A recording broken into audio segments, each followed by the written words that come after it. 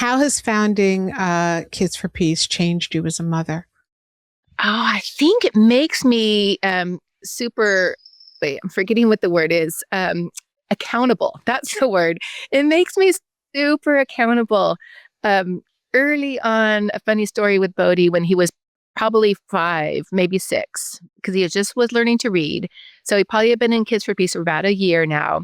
6 years old, we were driving along. We'd just gone grocery shopping at a car, and I was like rushing off to something else.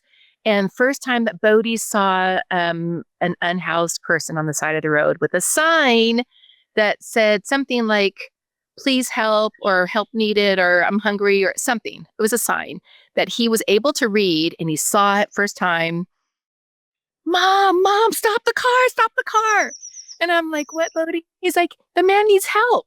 And I'm like, Bodhi, we're going. And in my lifetime, I've already seen a lot of these signs. This is his first time. And he's like, Mom, we are Kids for Peace. We have to stop. Oh, And I'm like, okay, so I stopped the car. So I turned to him. I said, okay, well, what do you want to do? What do you have? What do you want? And he's like, well, look at all this food we just got. We must be able to give him some of this. And oh, I'm like, wow. yeah. And so I said, like, get out your snacks, the things that you were going to have just to make sure the ownership. But we did. We stopped and he gave it out. And he's like, we can't turn our eyes away when people need help. And so they've really kept me accountable all this time. If I'm the first line of our peace pledge is, I pledge to use my words to speak in a kind way.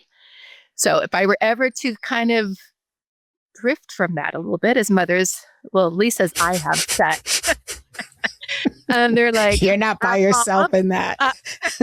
Yes. Are those words coming out in a kind way, Mom? Like so. Yeah. So it's really kept me accountable. And I feel like I'm living my life purpose with this.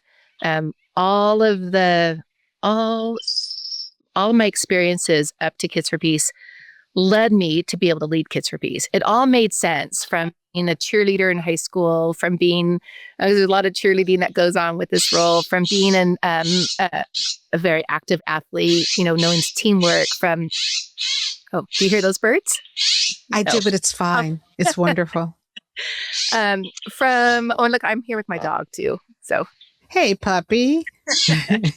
yes. But all of the points from in college, I was a communications major and I was in a sorority and I was the president of my sorority and student body president. All the things led me, being a school teacher, of course, and it led me to this. And then all of a sudden it all made sense, why I was doing Kids for Peace. So also living my purpose has changed me as a mom because I really have been able to model for them what living a fulfilling life is, and just recognizing the different paths that we can have to get there. So I think that is one of the most important lessons that we can model for our children. And that is to find your purpose and to live and serve in the way that feels most natural to you. Because when we do that, we naturally emanate a different energy toward our children. So I do think that taking care of yourself is one of the most powerful lessons that we can actually provide to our children. And we don't have to talk about it. Just do it because they see it and they feel it and they experience you as a person who has taken accountability for her life. definitely. And I have Yeah. a mom. I was married the first year, like right was starting. I was still technically married, but for the rest of the time, I haven't been. So I've raised kids as a single mom, and so I think it's also just as a woman being in her power, and it's I've really been proud to be able to model that for them as well.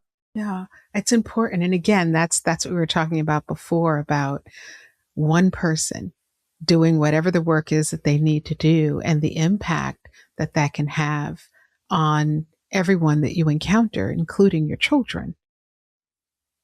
And the young people that you work with through Kids for Peace, and everyone kind of having the opportunity to come together around the energy of helping and kindness and being impactful. That's a big deal.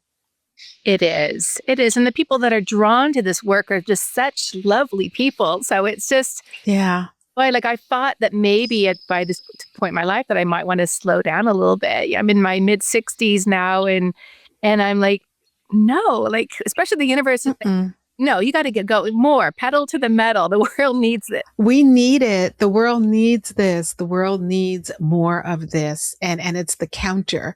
Sometimes we think, well, if I fight them down, no, it's balancing the vibration out. And so if the vibration is crappy because people are upset all the time and angry, then let's do more of the joy thing to kind of, that's the way to do it. Not, don't fight the anger, build the joy.